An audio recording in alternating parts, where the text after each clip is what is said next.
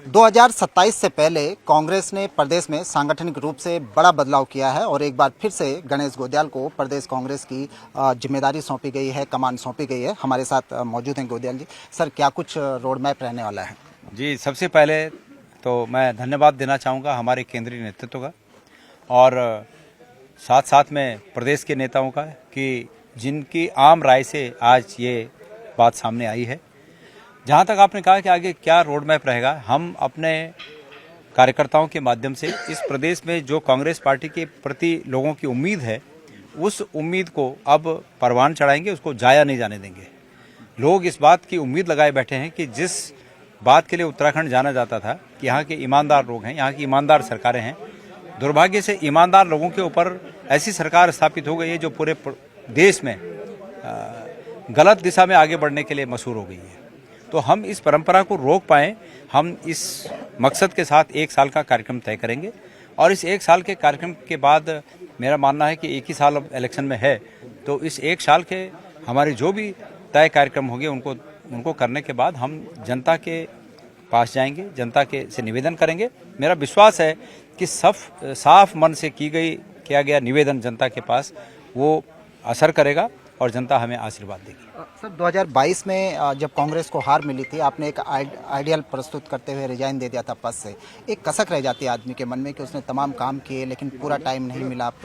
कुछ जो बिंदु जो आप इस अपने कार्यकाल में प्रमुखता के साथ मैं ये कह रहा हूँ कि मैंने उस समय अध्यक्ष रहते हुए जो भी बातें कही जनता के लिए, वो बातें मन की अंतरतम गहराइयों से निकली हुई बातें हैं और आज भी जो बातें कहूँगा वो मेरे लिए संकल्प हैं। तो मुझे कसक, इस बात आपने कसक शब्द का प्रयोग किया, कसक मुझे इसी बात की रही कि मेरा ये मत था उस समय कि सरकार आएगी तो इस प्रदेश का जो सबसे बड़ा दंश है बेरोजगारी का, हम उस दंश को समाप्त करेंगे। हम रोजगार के अवसर पैदा करके इस प्रदेश में आम आदमियों की खुशियों को वास्तविक रूप में उन्हें उपहार स्वरूप भेंट करेंगे।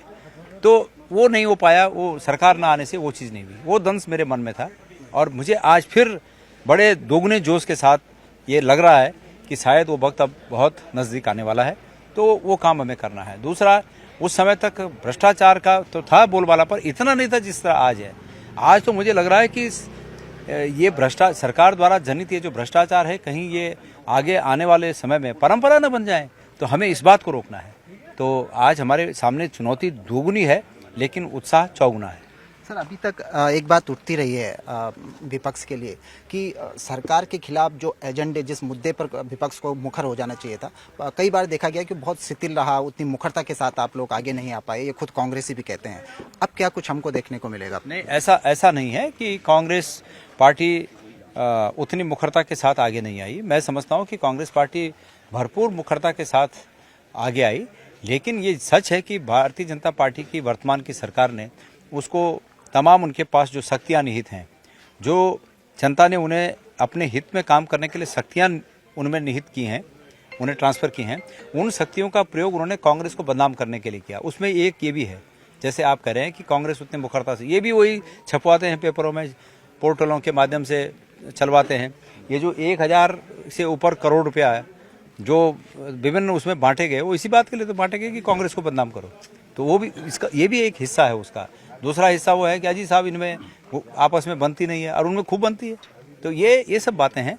पर खैर, आज मैं इस मौके पर, ये हमारे लिए आज बहुत ही उत्साह और उल्लास का मौका है। आपके सामने 2027 की एक चुनौती है, दोबारा जिम्मेदारी मिली है, लेकिन दुगनी आपके ऊपर एक दायित्व भी बनता है।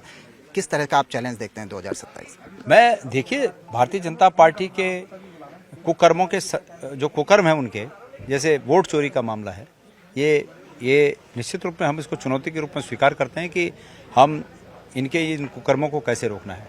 इनके पास पिछले 10 साल के शासन में, 9 साल के शासन में इन्होंने भरपूर धन इकट्ठा किया है। ये धन का हमारे खिलाफ दुरुपयोग कर सकते हैं, उसको कैसे रोका जाए, ये करना है। हमारे पास सबकी कुंडली है, सबकी कुंडली, ये जितने सत्ता में बैठे हुए लोग हैं, एक एक की कुंडली हमारे पास है। और मैं जनता से वादा करना चाहता हूं कि इस प्रदेश की जनता के हितों में लगने वाला पैसा जो लोगों के खातों में गया है, उस एक एक पैसे का हिसाब लिया जाएगा। Thank you sir. तो आप थे कांग्रेस के नवनियुक्त प्रदेश अध्यक्ष गणेश गोंदियाल। आपने साफ तौर पर देखा कि किस तरह से आपने टारगेट किया है कि सत्ता में बैठे एक एक लोगों की कुंडली कांग्रेस के पास है और 2027 से पहले कांग्रेस में सांगठनिक रूप से जो ये बड़ा बदलाव किया गया है, कांग्रेस को उम्मीद है कि जो बड़े लंबे समय से नाउमंदी के दौर से उसके कार्यकर्ता गुजर रहे थे, उनमें इस बदलाव से एक बार फिर उत्साह का संचार होगा। कैमरा पर्सन दीपक उपाध्याय के साथ सुनील नौप्रभात, न्यूज़ 18 देहरादून।